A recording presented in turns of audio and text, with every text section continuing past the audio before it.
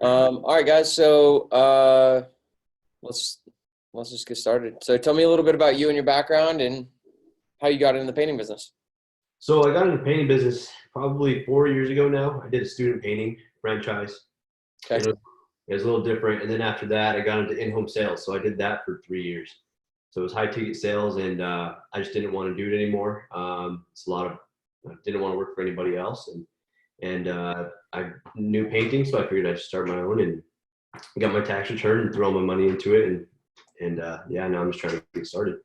So you started about a month and a half ago up in Seattle. Yes. And you said you threw all your money into it. What did you invest into to start this thing? Really, I really didn't invest too much. It was just the licenses, the bond, insurance, and starting the website, just minor things. Okay. So yeah, so nothing with equipment or anything like that. Okay, great. And then what's the first month and a half been like for you? It's been the past 2 weeks. It's picked up very, very well. I've sold 7 jobs, and that's just going door to door. I haven't spent any money on marketing or anything like that. But yeah, starting to pick up. But now I'm just trying to figure out how to get people to pay these jobs, or subcontractors, or whether to hire employees. Yeah. Okay, cool. So tell me a little bit about that challenge you're running into.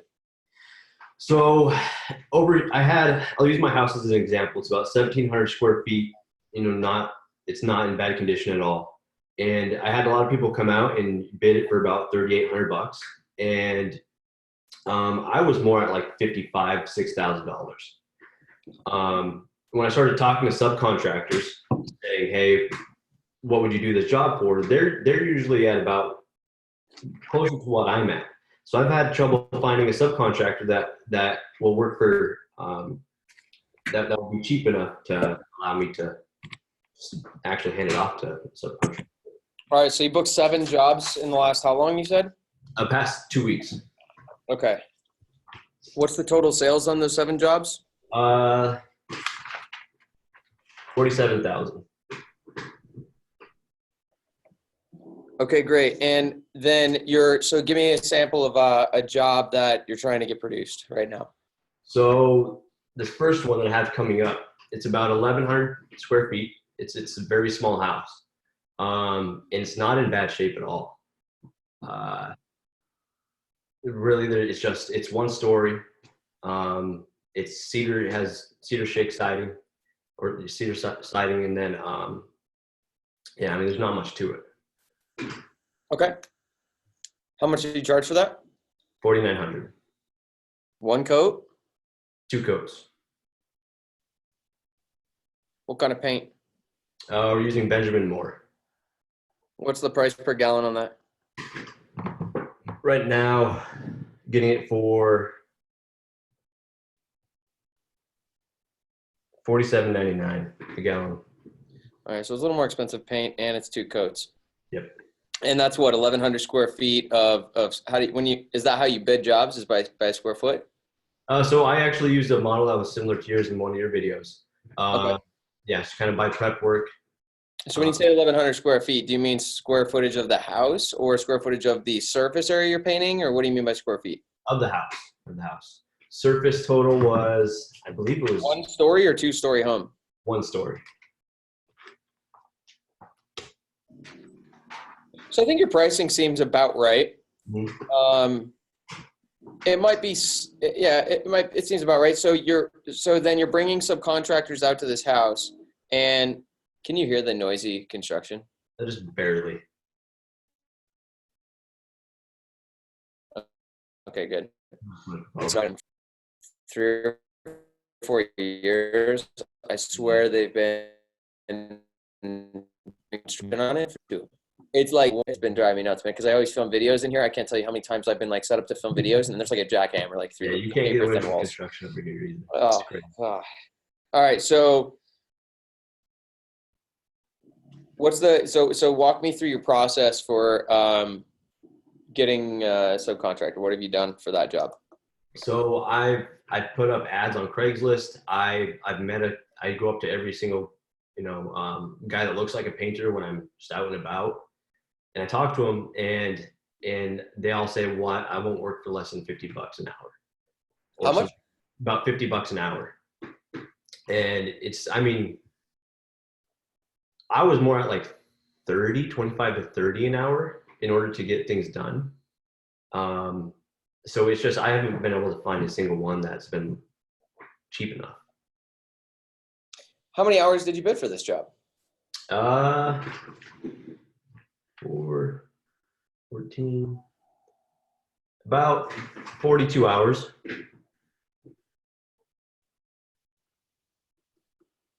Okay. Well, that's $2,200 at 50 an hour. And then paint. I mean, this can't be more than 15 gallons. So that'd be 750 in paint, 2,200 in labor. So we're at like 2,900. 2,900 out of 4,900 is about 60%. You're not okay with that? I'm okay with that. It's just, I mean, I just haven't been able to find anybody that will pay for 2,900. Okay, great. So there's something wrong in the way you're presenting it or recruiting them, because it's conflicting information. Right. When, first of all, 50 an hour is bullshit. There's people who will definitely work for less than 50 an hour. Right. The second thing is, even if they are willing to work for 50 an hour and this is a 42-hour job, $3,000 for this job would be $50 an hour. And that's if they don't beat the budget of 42 hours. Right. For one story home, we should be able to get that done. Now, does that 42 hours include the second coat? Yes. Yeah, man. I mean, come on. This is right. So you can see how something's not adding up here. Yeah. You're getting tooled. Yeah. You're getting out bluffed. Right. Did you use employee painters in the internship you worked at? Yeah, I did. What did you pay them per hour? So it was very low. It was like $12 an hour at the time. it was a very, very different model. Yeah. Yeah, big gap. All right. So walk me through your process for bringing on a subcontractor. So the ones that I've met so far, I've just brought them out to the house. Well, I brought one out to the house. I showed the other ones pictures, and I showed them not my pricing, but what I thought the hours were. And they gave what they were thinking, and it was more like $4,100, $4,200. But it's just a matter of showing them the house. So literally, okay, so you get where are you finding most of them? So I found a couple on Craigslist. Okay, so you find a guy on Craigslist. So yes. guy applies through Craigslist, right? And then he said, and by the way, when I first built the subcontractor model, when I worked at a college painting company, we paid 45% to subs. 45. Okay. I did it in Colorado, and there were 3 of us who started this new model. It was me, and then a woman in Seattle, and then a woman in San Diego. Right. And one of the 3 of us who did best was Lauren in Seattle. Okay. Who was paying out 45%. Okay. Basically the same way I price today. So just so you know, the reason I wanted to do this with you is because what you're running into, a lot of people run into. In fact, the production managers I train at my own company run into this. Okay. Okay, so the thing you're running into is you're finding subs who say they need more and our prices aren't good. Yeah. Basically. Right. Which is just it's ridiculous because your prices are very good, right? What's interesting is if you had salespeople, if they weren't selling well, customers would start telling them your price is too high.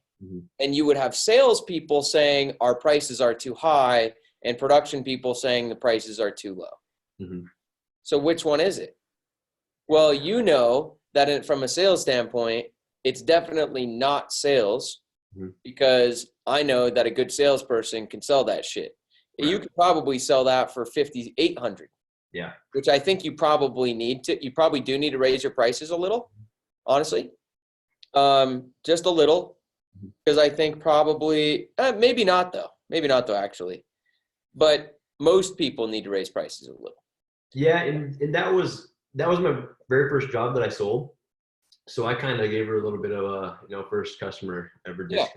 And But yeah, I mean, I'm definitely the highest one that's around here, and Yeah. that just like that comes from what you said. I mean, I've been in high ticket sales for the past 3 years. I know that you Yeah. can, or it's just the sales process. So And just like, right? So we're back to the same thing. Salespeople will say the price is too high. Production people will say the price is too low, right? We need more money to produce this job. We need a lower price to sell it. Just like the salesperson who says that, it's not true. What would you say to that salesperson? it's you. Yeah. Now, that's the same thing I would say to the production person. Yeah. Which happens to be you. Yeah. Yeah. All right. So first of all, you're not controlling the conversation. Mm-hmm. So they're just kind of walking all over you a little bit. Right. So now this is actually something I go through in my training course. All right. So everything in the Painting Business Pro course is already mapped out. Systems are there. So I'm going to give you a couple key points. All right. Something's going on the roof. So the first thing is overpay early on to buy yourself time. Just be okay with overpaying. Be okay with paying 60 or 65% for now. If you can find a good guy to do that, do that. Okay. The next thing is, so that's it. That's the first advice I get people. It's like, just overpay at first. The second thing is, that kind of goes with that, is you might lower your expectations. So I don't know if you're requiring workers' comp, for example, and I don't know the rules or regulations in Seattle, so you need to figure that out with your insurance agent or just talk to government or something. But for example, in Colorado, like, you need to have workers' comp, but if your sub doesn't have workers' comp, you pay for their workers' comp, basically. Workers' comp just wants to get paid. And so if I'm trying to recruit subcontractors who have their own workers' comp are usually a little more dialed in. They're more on top of their stuff. They're usually a little more expensive. So if I can't find a good subcontractor who has workers' comp, I'll stop making that a requirement. Okay. Because those guys might be wanting 60%. I might be able to find a guy for like 47% who doesn't have workers' comp, who's just as good of a painter. He just doesn't have the same business mind. Right. So you might lower expectations a little. Now, the most important thing is this overall process. And I'm not going to be able to go into tons of detail on it, but step one is you get applicants, right? Step two is you screen through them. Step three is you make the phone call. The phone call is to screen them and to sell you. Okay. So what do you think subcontractors want? They basically want jobs. I think they'd want jobs that are very straightforward, to work for somebody that's going to pay them, and obviously the most money that they possibly get. So I'll tell you what I've found with subs. They want consistent work. The worst part about being a sub is looking for a new boss every week. Yep. Right? That takes a ton of time. It costs them a ton of money. 1 or 2 days of downtime every week is really expensive. Yeah. That's more important than making good money on a job. See, what's interesting is when we have a policy. When we bring on a new subcontractor and the second job, we say, hey, man, we've got this next job. It pays $1,500. You want to do it? And they say, oh, man, I need $1,650. We say, oh, sorry, we don't negotiate. No worries, man. I'll find someone else. I'll hit you up on the next one. Even if we don't have somebody else, we'll just have to deal with that problem now. Yeah. Then I hit him up 4 days later. I'm like, hey, man, I got another job. I got a house for you. Here's the picture of it. It pays $1,500. You want it? He's like, oh, man, I need like $1,700 on that one. I'm like, oh, too bad. We don't negotiate. It's okay. I'll find somebody else, man. No worries. You know what happens when I call him and offer him the third job? He doesn't take it. He takes it. Because making money, he just lost 6 days of work because he was trying to squeeze an extra $100 out of a job that he wasn't entitled to. See, your pricing is good, man. These guys should be able to make bank. Yeah. You were producing jobs at $12 an hour. Even if it took them 60 hours to do that job, that's $720. Yep. And then the paint maybe you should just start using employees again, honestly, and go make 80% margins on this. Don't do it. Yeah. Don't do it. But because you can solve this with subs. The point is that a good subcontractor should be paying 20 an hour to his guys, maybe 25 if they're really good guys. But if they're really good guys, they're getting this job done no more than 50 hours. 50 times 25 an hour is $1,250. Set 800 for paint and supplies. We're at 2250 right now. And then he can put another 300 in his pocket, and he's overpaying the hell out of his guys. If you're paying guys 25 an hour and they're slow, you should be able to run like 6 crews doing it like that. Yeah. This guy could be making $100,000 a year at your current prices. Right. Right. Yeah. So the problem is, okay, so now we get on the phone and I'm going to screen them. Hey man, so how long? And you've got to be like confident as all hell. Mm-hmm. The game with subcontractors is poker. Mm-hmm. You have what they need. They don't have what you need. Right. There's a million of them and one of you. Yeah. And I think the biggest thing is just knowing that, well, it's being a brand new company and going to this model for the first time. I think that's kind of where I've failed so far is just knowing that, or thinking that I'm starting so late in the season, I guess, that they're already all gone, or that, you know, they do have somebody else. And that's kind of where they're playing me. It's not late in the season. July or August is late in the season. And even then they're subs. So it brings up an interesting side point. I was talking to a woman the other day in Raleigh, North Carolina. Mm-hmm. Killer market. Mm-hmm. Killer. One of the best in the country right now. And she's like, well, one of my painters that I know, I told him I was thinking about starting a painting company. And he told me there's no way I'll ever find any subs because there's so much work. Everybody's busy. Mm-hmm. And you know what? That's true. It's true. Mm-hmm. If I'm a subcontractor in Raleigh right now, I'm not sitting home a day. Mm-hmm. But what most people fail to see is that what percentage of contractors do you think are really great to work for? I'd say maybe half. That's very generous of you. I would say like 10 to 15% is generous as well. Mm-hmm. 1 out of 10 painting contractors. You know, I just interviewed a woman for a sales position who worked at another painting company in Denver. And it's one of the bigger companies, actually. Recognize the name and everything. And you know why she left? She'd been there for 6 years. Left because, I don't even know if I should say this, was bailing the guy out of jail. Mm-hmm. So the point is that there's very few companies that are like great to work for. So what do you think that means? Well, that means subcontractors, even though they're staying busy, they're going from one company to another company to another company. Mm-hmm. At least half of them are, right? So that means half the subs out there that are working on jobs are probably getting recycled to new subcontractors on a weekly or monthly basis. Right.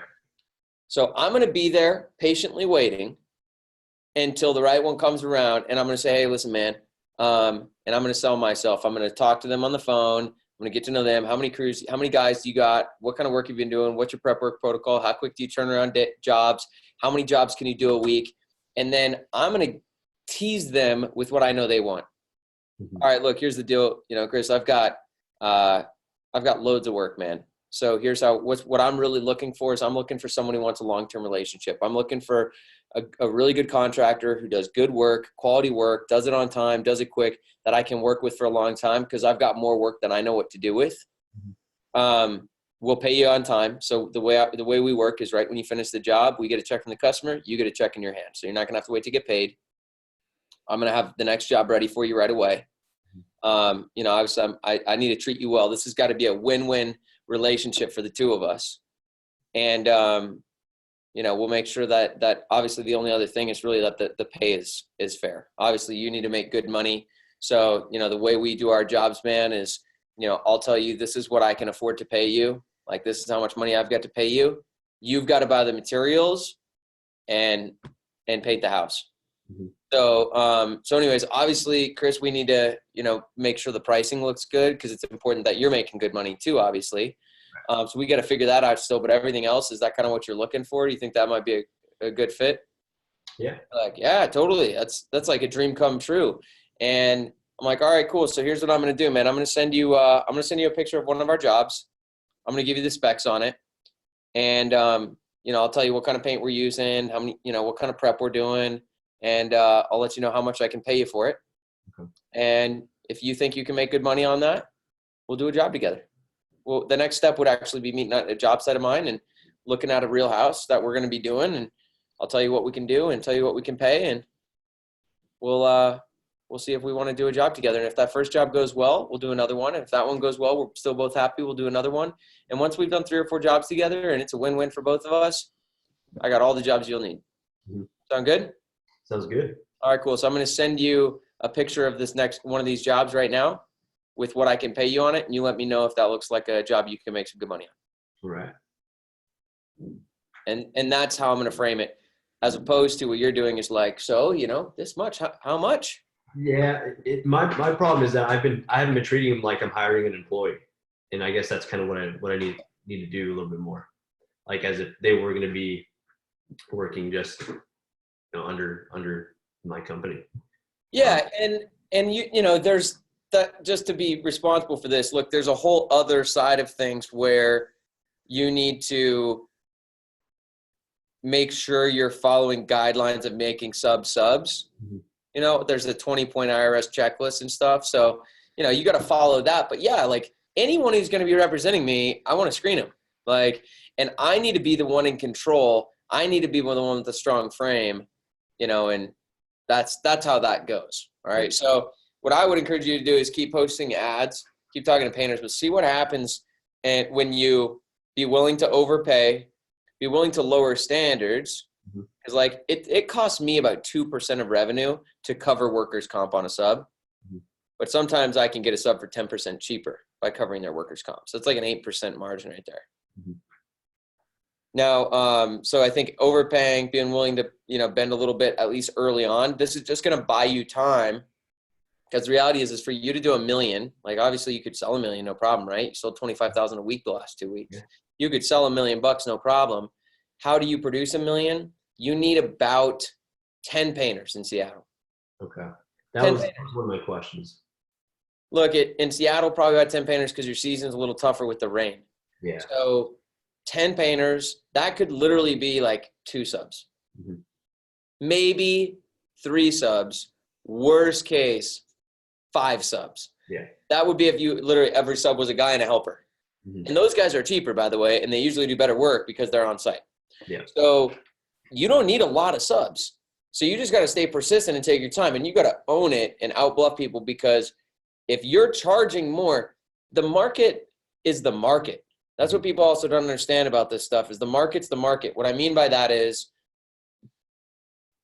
it's supply and demand. The big companies have to be paying 50% for labor and materials. They have to be. Mm-hmm. Otherwise, they don't have the overhead to be a big company. Right. So the companies that are producing the most jobs are the highest price, and they're paying 50% because that's what's required to be a big company. Yeah. So anyone who says I can't sell at that price, it's like, well, the biggest company here sells more jobs than anybody at that price. If they can do it, you can do it. Oh, I can't get subs to do it for that price. Well, the company that produces more jobs and it has more subs than anybody is getting jobs done at that price. So if they can do it, I can do it. Yep. And that's why, systems are so valuable, and why it took me forever to build them. And I'm still like tweaking and changing all the systems. So if you haven't looked into it, I would definitely check out the whole course too. But that will give you probably a pretty good start on things. Yeah, no, I really appreciate that. Yeah. What questions do you have? I got last couple minutes here. Let's see what we're doing here.